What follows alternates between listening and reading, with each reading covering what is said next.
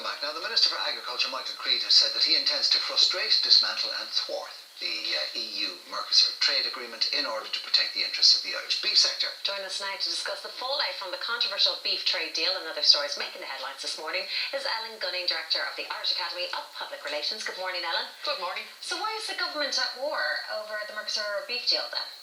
The Minister's comment that you opened with was fascinating. I loved it, right? Because I heard the word dismantle and I thought, Minister goes to war. Right? But he didn't. He said he was going to dismantle and thwart the ambition of the trade deal.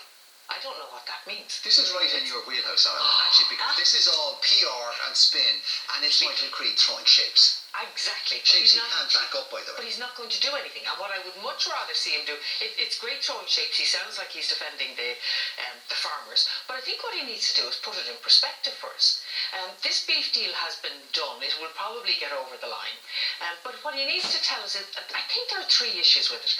The farmers are saying that there's a question mark over the quality of beef. We've got great quality beef in Ireland. We do not want anybody bringing in beef that's substandard. But the EU is saying it won't be substandard. So can somebody prove it to me, please? That'll keep me happy. The second thing is, in terms of the beef itself coming in, what are the conditions around it? Because if it's meant to be a fair marketplace, and the farmers have made this point that they're required to have sustainable beef, they need to look after the environment, they need to replant new trees. So is it a level playing pitch? And that seems to be a fair question to ask. But the third vital question is, Phil Hogan is saying this will disrupt something like 1% of the beef market, or will affect 1% of the beef market in Europe. I don't know how big that is, but 1% is teeny.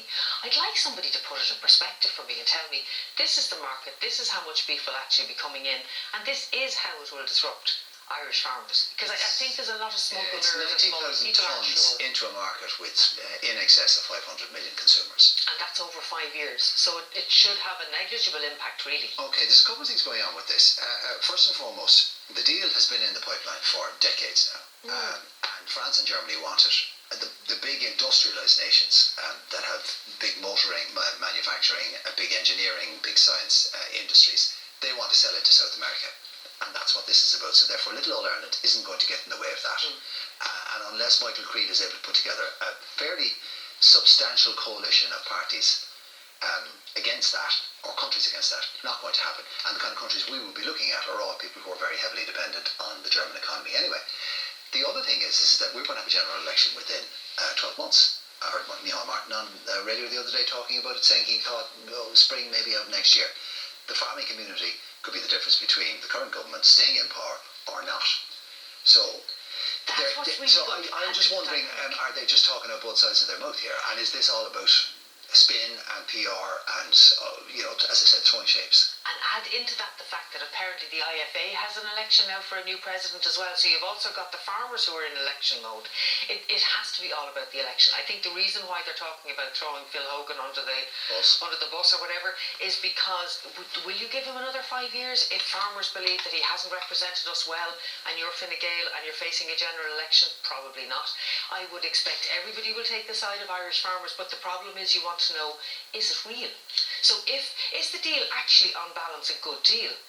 Because if you get, as you say, manufacturing or services or technology from those countries, and that's what deals are about, it's a swap between two sides, are we really losing all that much? And I think we deserve to be treated a bit more like adults, to be honest, to say, look, this is the deal. Nobody gets everything that they would like, but this is the deal, and maybe it's not so bad, or maybe it's awful, and we need to start building those alliances now. Should farmers be worried, though, do you think?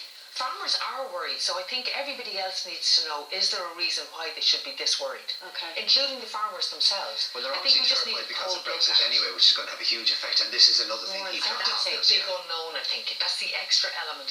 And as you say, the fact that elections are coming means that everybody will be thumping their chest and offering to do everything for everybody. Let's move to Brexit. We haven't chatted about Brexit for a while, thank God, since a lot of you. Mr Johnson and Mr Hunt currently going after the Tory votes, want to be the next PM, and in the process of doing that, making extraordinary promises. Promises that are unsustainable, most notably, listen, there are electronic solutions to the border issue. Well, Karen Wheeler, who was the lady in charge of all of that up until very recently before she resigned, said it's not possible. There is no solution and there is none on the horizon. So these guys are telling porkies. Philip Hammond has said that the promises, the costing of the promises that Johnson and Hunt are making could go as far as 90 billion over in the ensuing couple of years.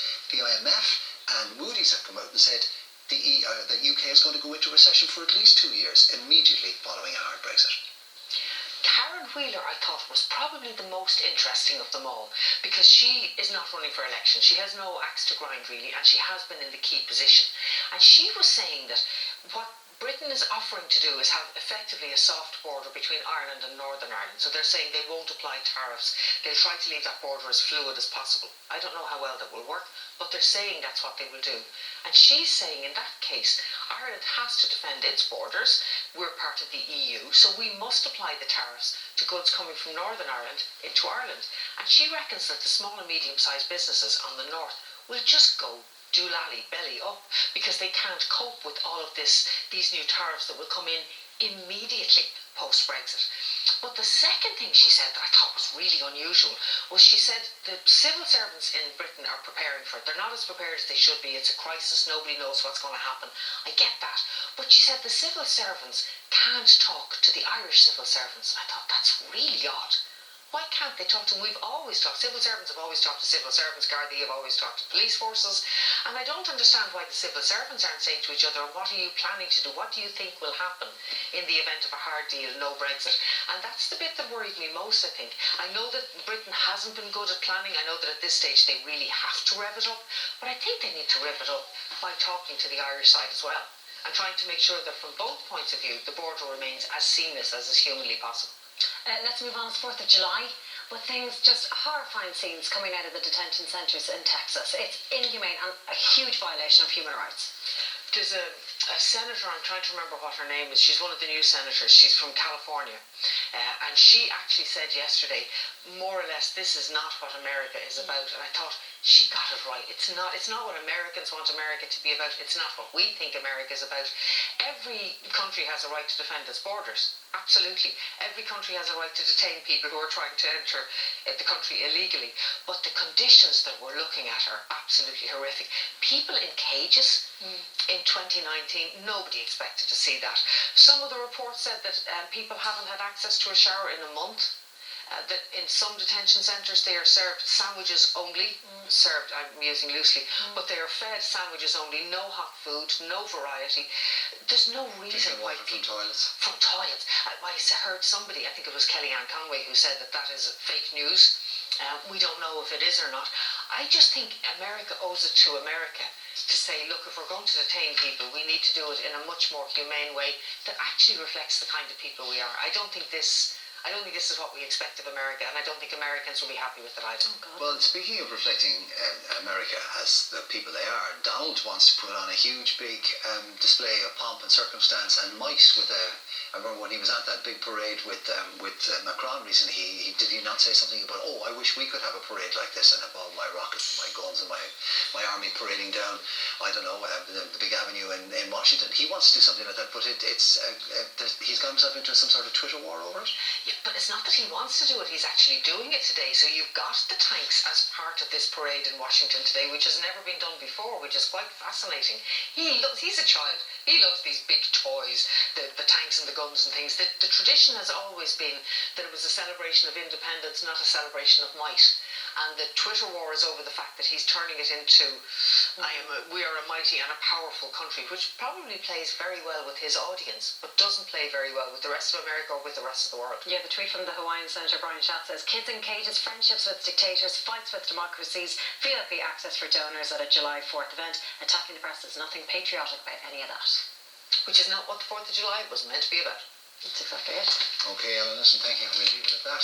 Plenty more to come on the programme. We'll be back after the short break.